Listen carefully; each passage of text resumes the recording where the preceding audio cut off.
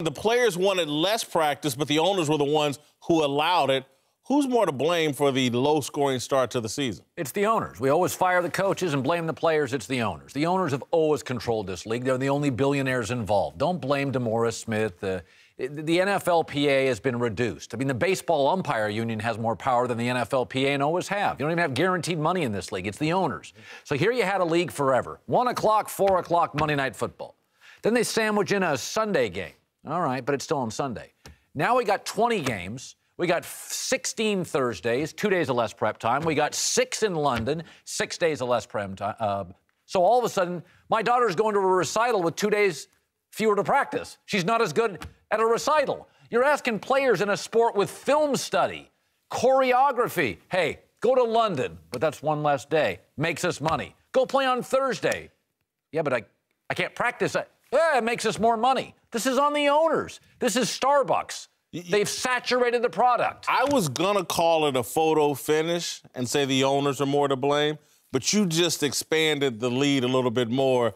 It's definitely on the owners. Again, the greed that you're talking about and talked about yesterday and you're spelling out again today in terms of we're oversaturated. Yes. It's too much football. Too much football. I'm a little bit worried when I go into Thursday. I'm a little weary, and I can imagine what the players are like. However, I will say that the owners aren't the only ones greedy here in terms of the players, and I understand it's about health and safety, allegedly, but everybody wants more for less. Everybody does. And so the players bear a little bit of responsibility here, thinking that they can play this game at the highest level without the traditional amount of preparation and practice. So I put a little bit of blame on the players as well. No, I absolutely agree. I think the players, you know, when they got together, they came up with, hey, we'll only have one padded practice a week. We'll do this. I mean, it was like it was almost, you know, for the old aging veteran player. Right. You know, Jeff Saturday was in there. I mean, he was on his 100th year. So, I mean, it's almost like it was put together with those guys in mind. You know, it's hard to develop these young players. I mean, shoot, when I was in New England, we had guys practice after practice with just the rookies and just the young players, and we'd practice them 15 extra minutes, full pads, the whole works. We'd scrimmage a little bit. We'd do different things so you could develop them. But, you know, I think it is what it is, and the coaches have to do a better job of preparing, even though, you know, it's tough. You don't have all these techniques you can work on, you know, as well as you'd like. But, you know, in fairness, I mean, Bill Belichick's got the best offensive line coach that's ever coached probably in Dante Scarnecchia. And his guys are protecting the passer. So hire better offensive line coaches. He does make one really interesting point here.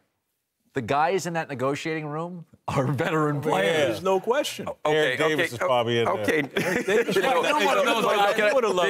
But can I say something? I played my first 6 years in the league with the San Francisco 49ers, and in those 6 years, we were probably in full pads. And this is under the old rule. That's right. We were probably in full pads 20 times. We never wore pads. Yeah, Jerry Rice. Wait, hold on. No, we're talking about offensive line, defensive line play. I had some of the best offensive linemen and defensive linemen in the league as well. They didn't hit. They didn't wear pads. They worked on technique. You mentioned better coaching. This right here, we're talking, first of all, it's bad football if it's defensive football. What is happening is that the rules are now being understood by defensive players, okay? Negative rule changes affect less talented players, okay? So when you change the rules to where defensively you can't jam guys at the line of scrimmage, you can't touch guys in the middle of the field, you can't hit a guy high, it started to weigh on some of the older players that were in the league.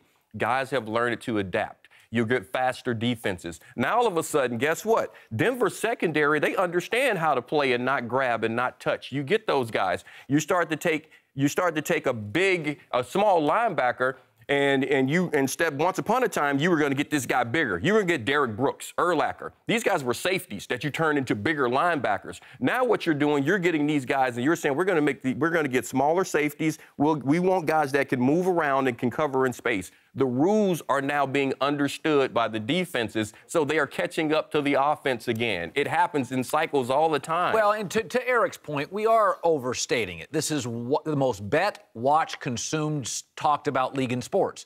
And there is this apocalyptic nature. We always do this. During the 2008 stock market crash, end of capitalism. No, not really. It's fine. People are still going to invest. The NFL is so big, it's no longer a growth league. It is a plateau business. Just don't lose ground. And so when it loses, they're losing a little ground. Well, okay, losing 1%, losing 2%.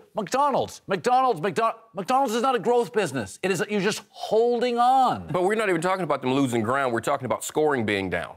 And the scoring is just down right now because, like I said, you had this big wave and everyone's getting 400 yards, 500 yards passing because we got to stop the Legion of Boom. We got to stop these guys from touching the receivers. And now they have figured out how to play within the system. Got it. But I think for fans, and I consider myself a fan, the style of play isn't as compelling as it once was. And the games aren't as exciting. What's going to happen? They're going to change the rules again to make it easier for the offense. Still pretty darn good. Yeah, I mean, those are some great points that you make there, Eric. The one thing is, if you're watching some of these games, the Janoris Jenkins versus Des Bryant, if they're not beating the heck out of each other the entire way down the field, like when Seattle Legion of Boom was going, I mean, it looks like they're letting them get away with it a lot more this year than they did before, and I think that's what scoring's done more now. You know, they don't want to see 50 flags on defensive pass interference. Yes, everybody's we adapting. set the record in New Orleans when I had Brandon Browner. You know, it was disgusting every time. All right, we got an incomplete. Oh, there's a flag. I mean, you know, that got old and got me fired. But I think with, you know, they're letting them play a little bit more. And in Bill Belichick's words, he always says, "Do business as business is being done." If they're not calling flags, they're going to jam you 20 yards down the field. There you go.